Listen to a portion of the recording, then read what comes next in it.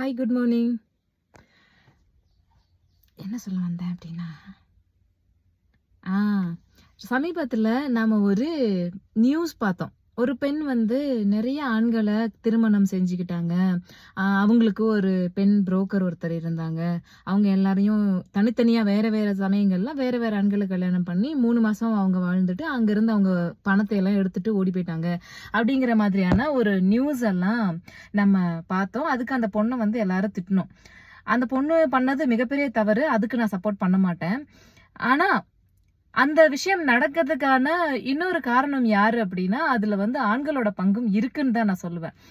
ஏன் நான் இத சொல்றேன் அப்படின்னா, நான் யாருன்னே தெரியாது. ஏன்னா வந்து வீடியோல பார்த்துருக்காங்க. சும்மா ஏதாவது வீடியோ ரீல்ஸ் போடுறேன், ஏதாவது மோட்டிவேட் பண்றேன் அப்படிங்கிறத தாண்டி என்ன வந்து என்னோட வயசு என்ன, எனக்கு கல்யாணம் ஆயிடுச்சா ஆகலையா, இத வச்சுட்டு இன்னைக்கு இன்பாக்ஸ்ல ஒருத்தர் சொல்றாரு, காலையிலக்குள்ள இன்னைக்கு நீ ஆன்சர் பண்ணியே ஆகணும். நான் வந்து உன்னை கல்யாணம் பண்ணிக்கிறேன், என்னன்றது ஓகேவா இல்லையா சொல்லு அப்படின்னு ஒருத்தர் கமெண்ட் போட்டிருக்காரு. அது ஒருத்தர் கிடையாது, அது மாதிரி நிறைய பேர் இருக்காங்க. நீங்களே கமெண்ட்ஸ்ல பார்த்திருப்பீங்க, நிறைய பேர் கல்யாணம் பண்ணிக்கலாம்னு போடுறாங்க.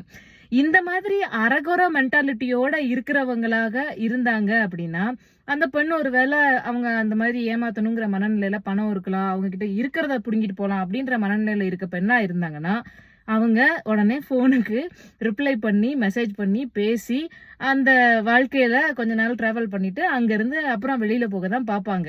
இது ஒரு யதார்த்தமான யாரு திட்டுறாங்கன்னு தெரியல. இது ஒரு யதார்த்தமான பதிவு தான். ஸோ நான் வந்து இங்க யாருடைய விஷயங்களையும் நியாயப்படுத்தவோ இல்ல அதுக்கு வந்து குற்றம் கண்டுபிடிக்கவோ நான் வரல.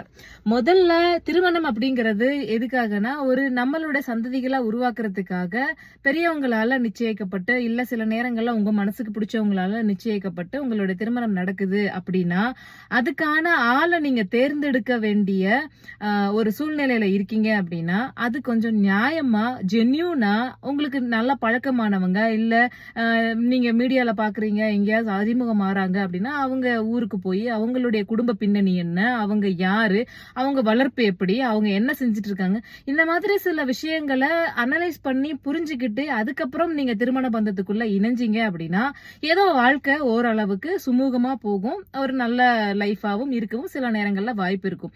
இது எல்லாத்தையும் விட்டுட்டு யாருனே தெரியாத பெண்களை வந்து ஏதேதோ பகுதிகளில இருந்து நம்ம பாக்குறோம், இல்ல ஆண்களை பாக்குறோம் அப்படின்னா, பெண்கள் மட்டும் இல்ல ஆண்களுக்கும் தான். ஆண்களை பாக்குறோம், அவங்க நல்லா இருக்காங்க, நல்லா பாக்குறதுக்கு கலையா இருக்காங்க, அவங்க வந்து நம்ம கல்யாணம் பண்ணிக்கணும் அப்படிங்கிற மாதிரியான, இப்ப நம்ம சினிமா ஸ்டார்ஸே நிறைய பேர் பாக்குறோம், நமக்கு பிடிக்கும், அவங்கள வந்து லவ் பண்றோம்னு ஃபீல் பண்ணுவோம், கனவுலே கற்பனையிலே வாழ்வோம். இந்த மாதிரியான சில விஷயங்கள் இருக்கு. வாழ்வோம்னு நான் வந்து பொதுப்படையா சொல்லல, சிலர் இருப்பாங்க, அதுக்காக நான் சொல்ல வரேன். யாரையும் குறிப்பிட்டு நான் கூற விரும்பாததுனால நான் பொதுப்படையான வார்த்தையை பயன்படுத்தியிருக்கேன். அந்த மாதிரியான வாழ்க்கை முறையும் இருக்கு. அந்த மாதிரி தள்ளிட்டு போகணுமே தவிர, எனக்கு நீ ரிப்ளை பண்ணு, ஏன் நீ போனே பண்ண மாட்டேங்கிற, ஏன் நீ நம்பரே தர மாட்டேங்கிற, எனக்கு நீ பதில் சொல்லு, நான் உன்னை கல்யாணம் பண்ணிக்கிறேன், என் வீடு இந்த இடத்துல இருக்குது, நீ வந்து என்னை பாரு, இப்படின்லாம் மெசேஜ் பண்றதுலாம் ரொம்ப ரொம்ப தப்பான ஒரு விஷயம். இதை வந்து தயவு செஞ்சு பண்ணாதீங்க. உங்களுக்குன்னு ஒரு வாழ்க்கை இருக்கு, உங்களுக்குன்னு ஒரு உலகம் இருக்கு. அந்த உலகத்தை எப்படி அழகா அமைச்சுக்கணும், அது எப்படி வந்து நமக்கான நம்ம வாழ்ற வரைக்கும் இந்த வாழ்க்கை நம்மளோடது. அப்ப இந்த வாழ்க்கையில நமக்கு என்ன வேணும் என்ன வேணாங்கிறத டிசைட் பண்றது நாம தான் டிசைட் பண்ணணும். சோ அந்த மாதிரி உங்க வாழ்க்கைய நல்லா சந்தோஷமா வாழ்ந்து நிறைவான ஒரு இறுதியை வந்து நீங்க அடையணும் அப்படின்னா, கொஞ்சம் சிந்திச்சு உங்களுடைய வாழ்க்கை துணையை தேர்ந்தெடுங்க. இந்த போன் யூஸ் பண்றதெல்லாம் பண்ணுங்க. ஆனா அதைய வந்து ஒரு வாழ்க்கையா வச்சுக்கிட்டு அதுல சண்டை போட்டுக்கிட்டு வாய்ச்சொல்லில் வீரன் அப்படிங்கிற மாதிரி சில விஷயங்கள்லாம் ரொம்ப மோசமா நடந்துட்டு இருக்கு இன்னைக்கு சமூக வலைதளங்கள்ல. இதெல்லாம் தவிர்த்தோம் அப்படின்னா நம்ம வாழ்க்கை கொஞ்சம் பிரைட்டரா இருக்கும்ன்றது என்னுடைய நம்பிக்கை. ஸோ நான் சொல்றத சொல்லிட்டேன். ஸோ அந்த மாதிரி விஷயங்கள்லாம் பண்ணாதீங்க. இன்பாக்ஸுக்கு வந்து ஏதாவது கேட்கறது, இது எனக்குன்னு கிடையாது, யாருக்கா இருந்தாலும், எந்த பெண்ணாக இருந்தாலும் எந்த ஆணாக இருந்தாலும் அவங்களுடைய தனிப்பட்ட முறையில பேசணும் பழகணும் அப்படிங்கிற மாதிரிலாம் நான் ஒரு ஒரு மனநிலையை மாத்திக்குங்க. உங்களுக்கு 1000 வேலை இருக்கு.